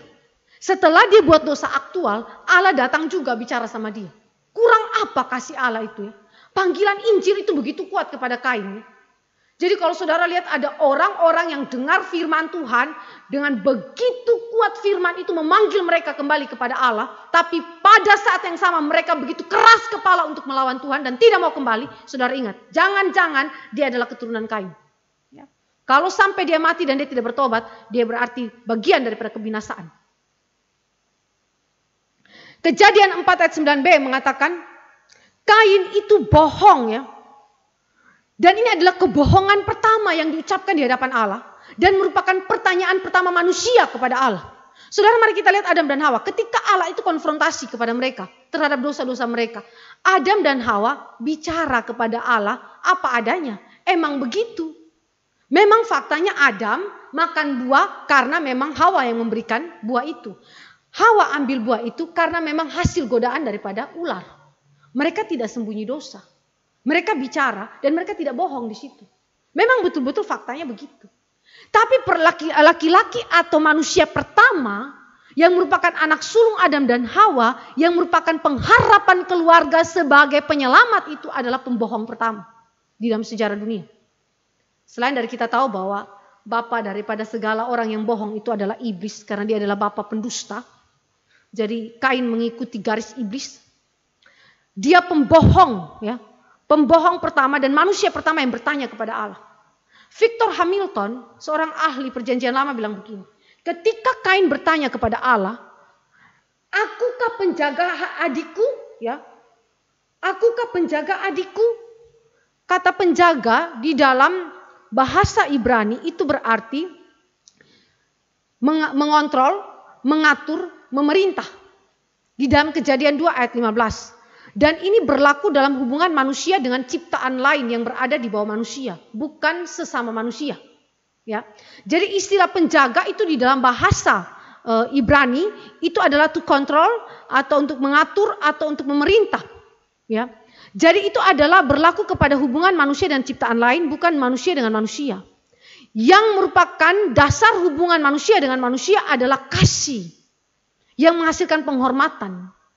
Victor Hamilton mengatakan bahwa Kain itu dipanggil Allah untuk mengasihi dan menghormati adiknya, bukan sebagai penjaga adik. Jadi kata-kata daripada Kain kepada Allah di sini, saudara, apakah aku penjaga adikku, adalah jawaban yang sarkasme. Jawaban yang sarkasme, yang tidak menghormati Allah, yang keluar daripada hati yang benci, bukan saja kepada Habel, tetapi benci kepada Allah. Ya, jadi saudara, ini kata penjaga, ini saudara, ini adalah tafsiran daripada Kain. Ya.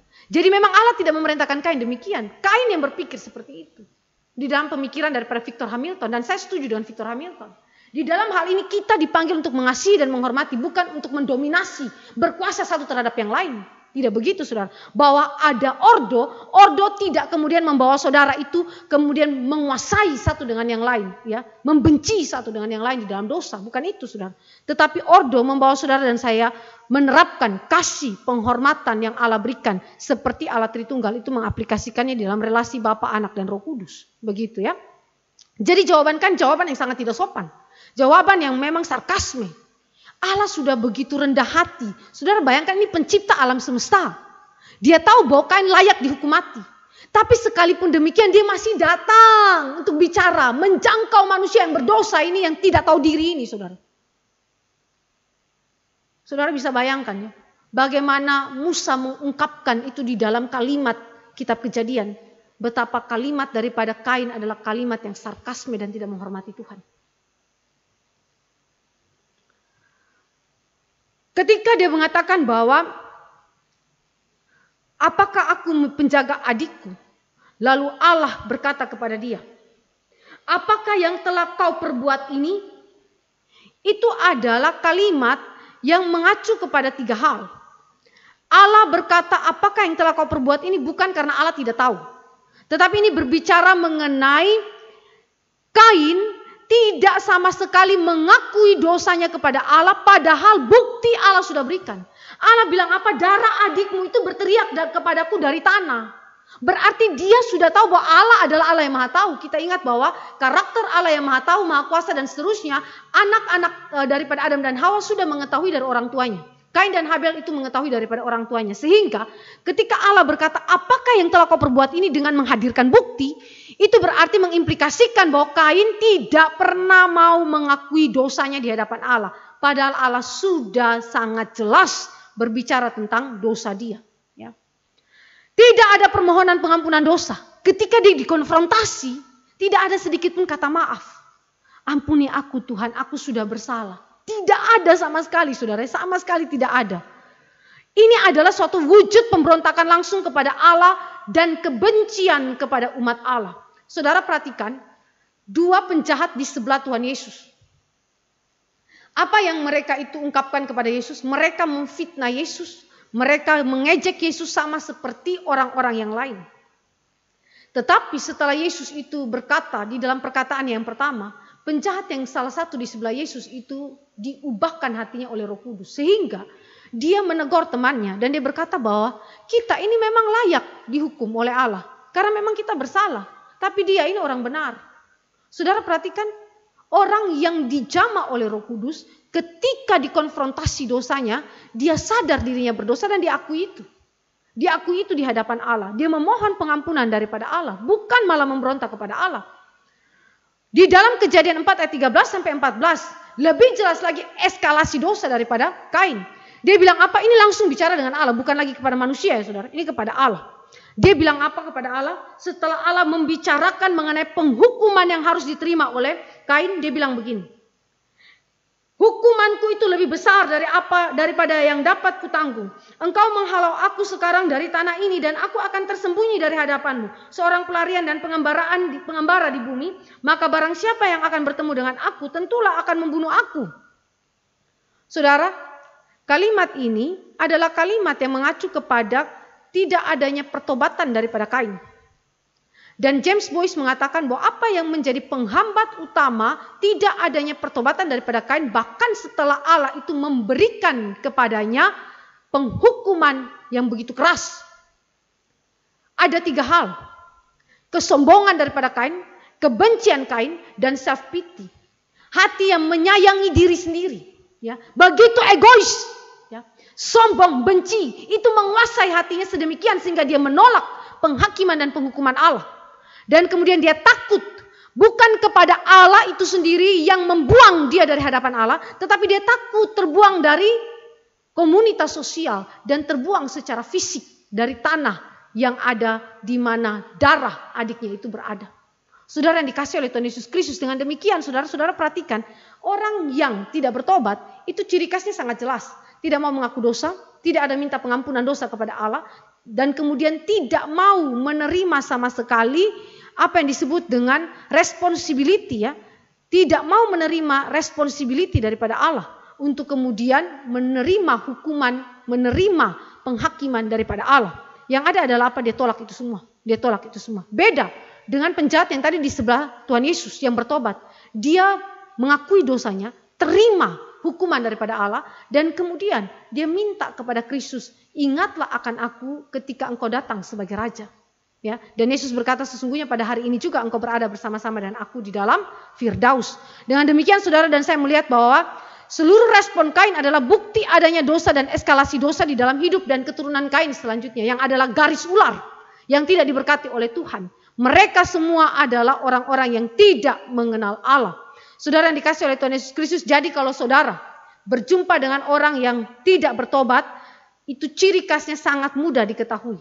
Tidak mau mengaku dosa, tidak mau minta ampun, dan tidak mau terima responsibility-nya. Menjauh, ya, tidak mau terima tanggung jawab daripada penghukuman akibat dosa-dosanya. Nah, sekalipun demikian saudara, saya mau ajak kita lihat di dalam Kejadian 4 ayat 11 sampai 12 dan kemudian ayat yang ke-15. Bagaimana Allah itu yang adil, tetapi dia juga Allah yang kasih. Kasih dan keadilan Allah itu tidak saja ditunjukkan kepada orang-orang yang dipilih Allah dan diselamatkan di dalam Kristus. Tetapi kasih dan keadilan Allah itu juga diberikan dan ditunjukkan kepada mereka yang tidak percaya kepada Yesus Kristus. Tetapi bukan untuk keselamatan. Saya ingatkan, kasih dan keadilan Allah di dalam Kristus diberikan kepada mereka yang percaya karena keselamatan yang telah diberikan dalam Kristus. Tetapi bagi mereka yang tidak percaya, kasih dan keadilan Allah diberikan tetapi bukan untuk keselamatan. Mari kita lihat di dalam keadilan Allah. Pasal 4 ayat 14a. Di situ dikatakan, engkau menghalau aku sekarang dari tanah ini dan aku akan tersembunyi dari hadapanmu, seorang pelarian dan pengembara di bumi. Saudara lihat di dalam ayat 16, lalu Kain pergi dari hadapan Tuhan dan ia menetap di tanah Nod di sebelah timur Eden. Terpisah dari Allah, dibuang dari hadapan Allah. Ini mirip seperti Adam dan Hawa ketika jatuh dalam dosa. Kemudian Allah mengusir mereka ke timur Taman Eden. Kalau di dalam konteks daripada Kain, dia diusir dari tanah di mana Adam dan Hawa hidup berserta Kain dan Habel hidup sebelumnya. Dan dia diusir dari sana, lalu dia pergi ke tanah Nod di sebelah timur Eden juga. Nah, saudara yang dikasihi oleh Tuhan Yesus Kristus, waktu kita lihat terpisah dari Allah, konteks di dalam perjanjian lama, terpisah dari Allah adalah sama dengan kematian. Begitu juga di dalam perjanjian baru. Terpisah dari Allah adalah sama dengan kematian. Dan ketika terpisah daripada Allah, maka seluruh relasi yang lain otomatis terpisah. Kita lihat di dalam ayat 14 dan ayat 16. Kain terpisah dari komunitas, ya, menjadi pengembara. Kata Nod itu, tanah Nod itu saudara berarti pengembara, tanah pengembara, ya. terpisah dari tanah, ya, tanah di mana dia berada bersama dengan orang tua dan adiknya yang sudah dia bunuh mati. Saudara, ini menunjukkan kepada kita bahwa ketika manusia itu jatuh dalam dosa, manusia tidak saja terpisah daripada Allah, tetapi manusia terpisah daripada sesamanya dan juga terpisah daripada tanah tempat di mana dia itu berada. Sehingga ketika Kristus datang ke dalam dunia, Kristus harus memulihkan ketiga relasi ini. Relasi antara kita dengan Allah, kita dengan sesama, dan kita dengan ciptaan yang lain, ya. Nah, kasih Allah kepada Kain kita bisa lihat di dalam ayat yang ke-15. Firman Tuhan kepadanya, sekali-kali tidak, barang siapa yang membunuh Kain akan dibalaskan kepadanya 7 kali lipat. Kemudian Tuhan menaruh tanda pada Kain supaya ia jangan dibunuh oleh barang siapapun yang bertemu dengan dia. Nah, di sini Allah memberi perlindungan bagi Kain dari tindakan pembunuhan, padahal dia seorang pembunuh. Kain adalah pembunuh yang berencana. Dan seharusnya dia dibunuh mati langsung oleh Tuhan saat itu. Tetapi penghukuman Allah sudah mengandung kematian di dalamnya. Ya. Kematian itu sudah langsung dialami oleh Kain saat itu, walaupun bukan secara fisik, tetapi secara rohani dia telah mengalami itu. Ya. Dan kemudian saudara dan saya juga melihat bahwa Allah sekalipun memberikan hukuman kematian kepada Kain secara rohani, dia di situ juga memberikan perlindungan bagi Kain dari tindakan pembunuhan. Saudara yang dikasih oleh Tuhan Yesus Kristus, kenapa Kain begitu khawatir? Apakah pada zaman itu sudah banyak penduduk di muka bumi? Kita lihat di dalam ayat yang ketiga, ya, setelah beberapa waktu lamanya. Kalimat setelah beberapa waktu lamanya ini mengacu kepada kira-kira 130 tahun kemudian, ya, dari waktu kelahiran Kain dan Habel. Saudara dan saya bisa membandingkan itu di dalam keturunan Adam, pasal 5 kitab Kejadian, ayat yang ketiga. Setelah Adam hidup 130 tahun, ia memperanakan seorang anak laki-laki menurut rupa dan gambarnya, lalu memberi nama Set kepadanya. Set di dalam pasal 4, ayat yang ke-25 sampai dengan ayat yang ke-26. Adam bersetubuh pula dengan istrinya, lalu perempuan itu melahirkan seorang anak laki-laki dan menamainya Set, sebab katanya, Allah telah mengaruniakan kepadaku anak yang lain sebagai ganti Habel, sebab Kain telah membunuhnya. Lahirlah seorang anak laki-laki bagi Set juga, dan anak itu dinamainya Enos. Waktu itulah orang mulai memanggil nama Tuhan. Jadi itu berarti kira-kira antara pasal 4 ayat 1 dan 2 ke pasal 4 ayat yang ketiga ada kurun waktu, jangka waktu 130 tahun. Ya. Jadi itu berarti Kain dan Habel sudah besar. Dan di dalam kurun waktu itu kemungkinan besar Adam dan Hawa sudah melahirkan anak-anak perempuan. Ya, yang kemudian nanti di dalam ayat yang ke-17 Kain itu bersetubuh dengan istrinya, dan kemungkinan istrinya itu adalah diambil daripada anak perempuan ayah dan ibunya. Nah, saudara bisa lihat itu di dalam ayat yang keempat daripada Kejadian 5, umur Adam setelah memperanakan Set 800 tahun, ia memperanakan anak laki-laki dan perempuan. Dengan demikian saudara dan saya melihat bahwa itu berarti Kain takut kemungkinan besar kepada pembalasan dendam daripada keluarga dia yang mungkin dari hasil persetubuhan ayah dan ibunya itu dilahirkan saudara-saudaranya yang mungkin saja akan bisa membalaskan dendam karena kematian daripada Habel. Itu adalah ketakutan. Tetapi sekali lagi kita mau katakan bahwa semua yang dia pikirkan, ketakutan-ketakutan yang ada, justru Tuhan cover dengan memberikan perlindungan kepada Kain dari tindakan pembunuhan, pembalasan dendam kepada Kain, ya, dalam bentuk pembunuhan. Nah, itu diberikan melalui tanda pada Kain. Tanda pada Kain apa itu? Kita tidak tahu. Yang jelas tanda itu adalah sesuatu yang dapat dilihat oleh orang lain, ya.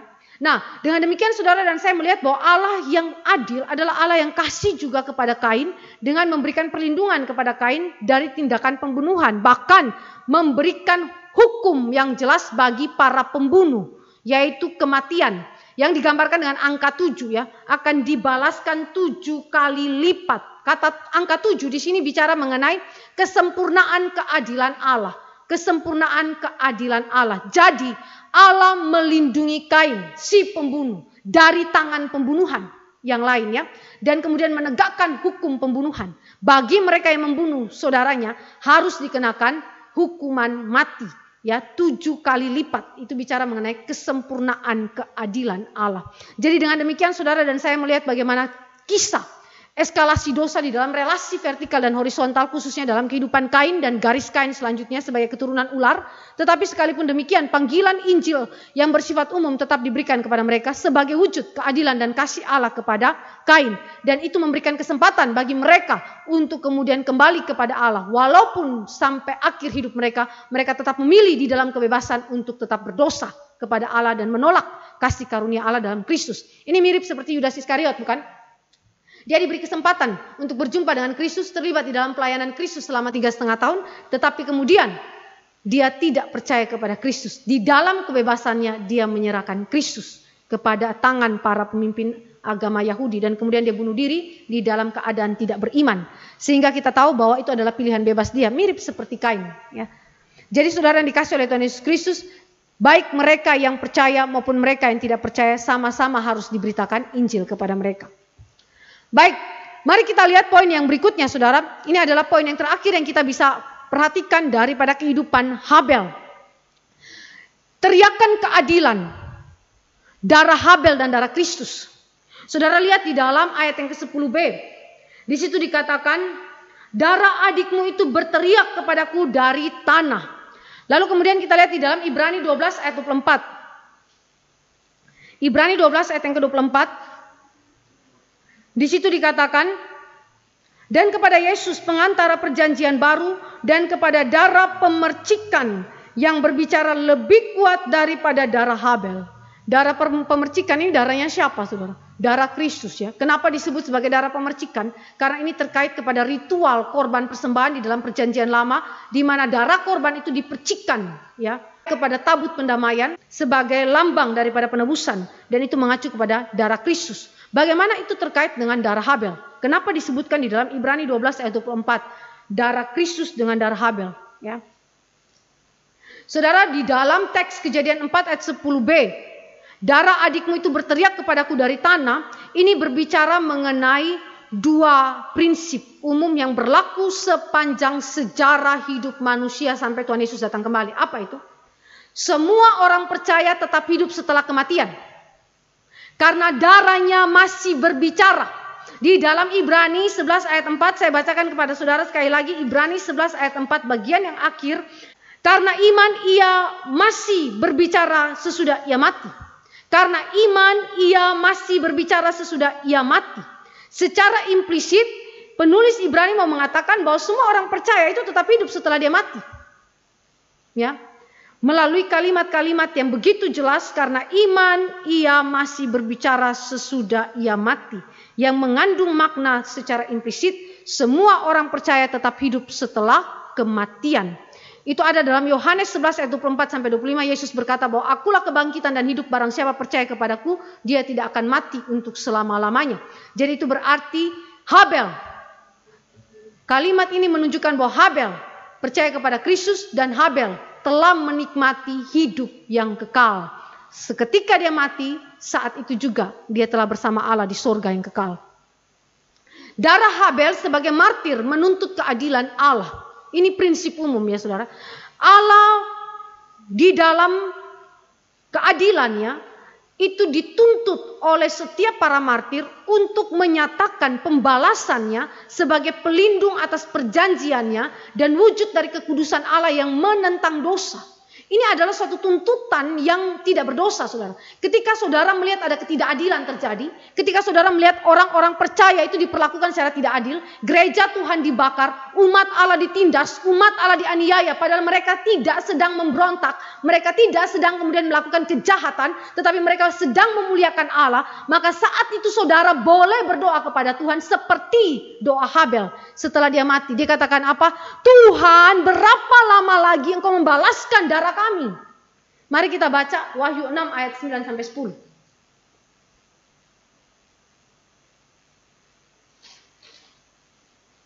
Wahyu 6 ayat 9 sampai 10.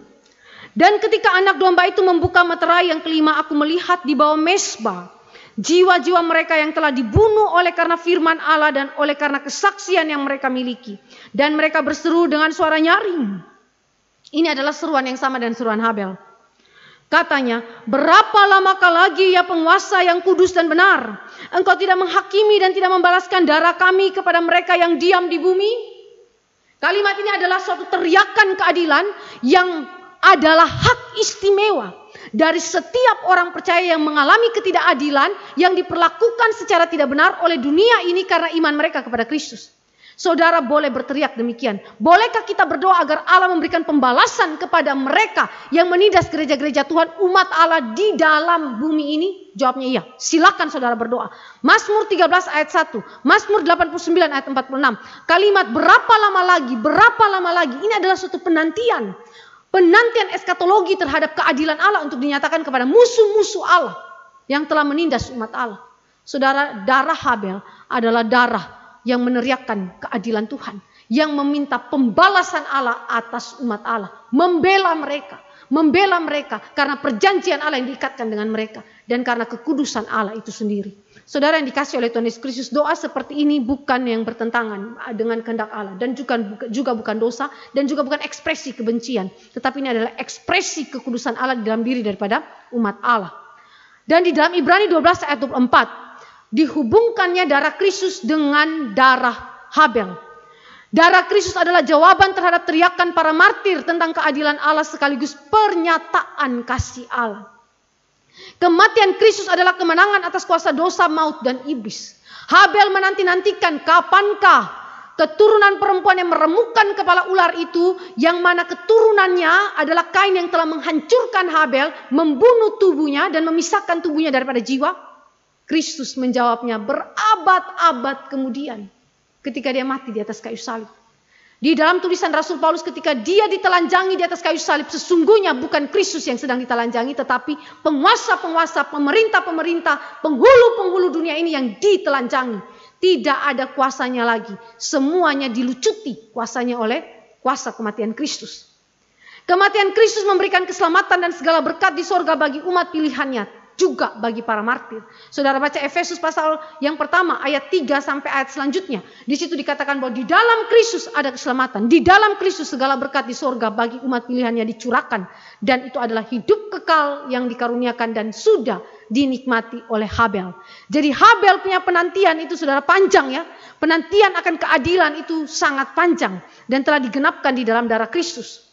Kematian Kristus juga membawa hidup kekal dan pendamaian bagi umatnya. Sehingga relasi vertikal manusia dengan Allah. Relasi horizontal manusia dengan manusia. Relasi manusia dengan alam itu dipulihkan oleh Allah. Dan itu dibicarakan dan begitu kental di dalam perjanjian lama selanjutnya. Dari kitab Kejadian dan sampai kitab Maleaki sampai kitab Wahyu. Itu dibicarakan dengan begitu kental ya saudara. Dengan demikian apa yang dikatakan di dalam Ibrani 12 ayat 24 tadi mengatakan bahwa darah Kristus, darah pemercikan yang berbicara lebih kuat daripada darah Habel.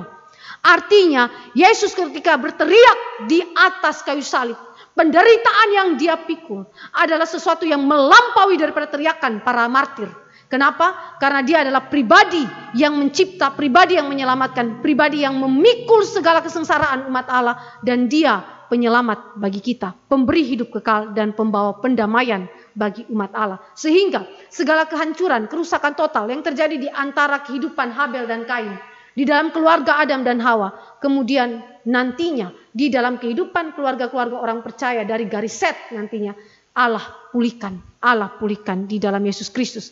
Dengan demikian kesimpulan kita, darah Kristus adalah penggenapan dari pengharapan eskatologi setiap orang percaya, khususnya para martir di dalam perjanjian lama. Ada satu pengharapan eskatologi yang keluar daripada darah Habel yang berteriak dari tanah. Saudara yang dikasih oleh Tuhan Yesus Kristus, dengan demikian kita melihat adanya pahlawan yang sejati di balik iman yang sejati daripada Habel.